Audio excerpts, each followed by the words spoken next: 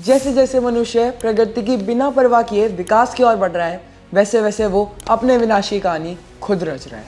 क्या आप जानते हैं कि 2024 का पूरी धरती का average temperature pre industrial level से 1.5 डिग्री सेल्सियस ज़्यादा था। 1.5 degrees. 1.5 degrees. 1.5 degrees. 1.5 degrees. 1.5 degrees. 1.5 degrees Celsius. इसी कारण ये साल इतिहास का सबसे ज़्यादा गर्म और विनाशकारी साल साबित हुआ। 2024 में रिकॉर्ड ब्रेकिंग टेम्परेचर, भयंकर बाढ़, खतरनाक तूफान और जंगलों की आग ने पूरी दुनिया को हिलाकर रख दिया। ये किसी साइंस फिक्शन मूवी का सीन नहीं, बल्कि एक कड़वा सच है।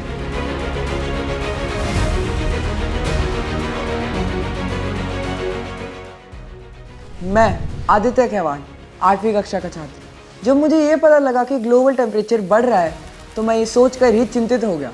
मुझे ये सोचकर ही डर लगता है कि अगर हमने अभी कदम नहीं उठाया तो हमारी पृथ्वी का क्या होगा। ये हम सब की जिम्मेदारी है कि ग्लोबल वार्मिंग को लेकर हम सब सीरियस हों। आज की इस वीडियो में मैं आपको इसी के बारे में कुछ बताऊंगा। कोपरनिकस क्लाइमेट चेंज सर्विस यानी कि C3S की रिपोर्ट के अनुसार 2024 में तापमान के बढ़ने का सबसे बड़ा कारण है क्लाइमेट चेंज। एटमॉस्फेयर में ग्रीन हाउस गैसेस का स्तर लगातार बढ़ रहा है। कार्बन डाइऑक्साइड एंड मीथेन अपने हाईएस्ट लेवल पर पहुंच चुके हैं। 2015 से 2024 अब तक का सबसे गर्म दशक रहा।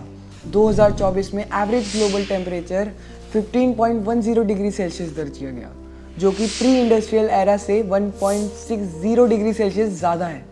22 जुलाई 2024 अब तक का सबसे गर्म दिन रहा, जब average global temperature 17.16 degree Celsius दर्ज किया गया। C3S की रिपोर्ट के अनुसार 2024 में सभी कॉन्टिनेंट में रिकॉर्ड ब्रेकिंग टेम्परेचर रहा, जैसे कि नॉर्थ अटलांटिक, इंडियन ओशन और वेस्टर्न पैसिफिक ओशन में असाधारण गर्मी देखी गई। पूरी दुनिया में एक्सट्रीम वेदर इवेंट्स देखे गए। भारत, पाकिस्तान, चीन, यूरोप और अमेरिका में ऐतिहासिक बारिश और बाढ़ देखी गई। Extreme heat and heat waves.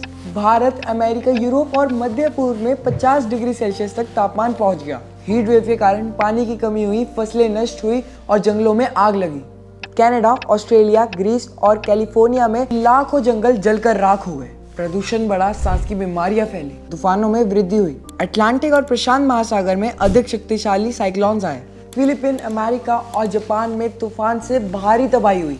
Socio economic impact, लाखों लोग बेघर हुए, अरबों डॉलर का नुकसान हुआ। खाद्य संकट, स्वास्थ्य समस्याएं और मानसिक तनाव बढ़ा। आखिर इस क्लाइमेट चेंज के लिए कौन जिम्मेदार है?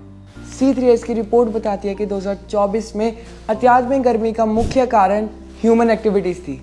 Industrial emissions, burning of fossil fuels, deforestation and El Nino effect ने भी तापमान को बढ़ाने में भूमिका निभाई। पेरिस एग्रीमेंट 2015 का उल्लंघन हुआ, जिसमें ग्लोबल टेम्परेचर को 2 डिग्री सेल्सियस से नीचे और 1.5 डिग्री सेल्सियस के करीब रखने का लक्ष्य था, लेकिन 2024 में ये सीमा पार कर गई।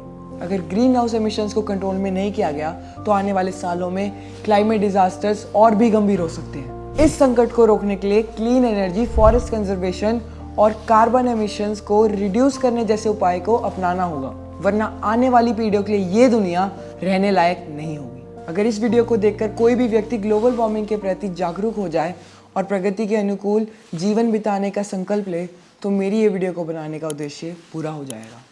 धन्यवाद एंड सेव मदर अर्थ।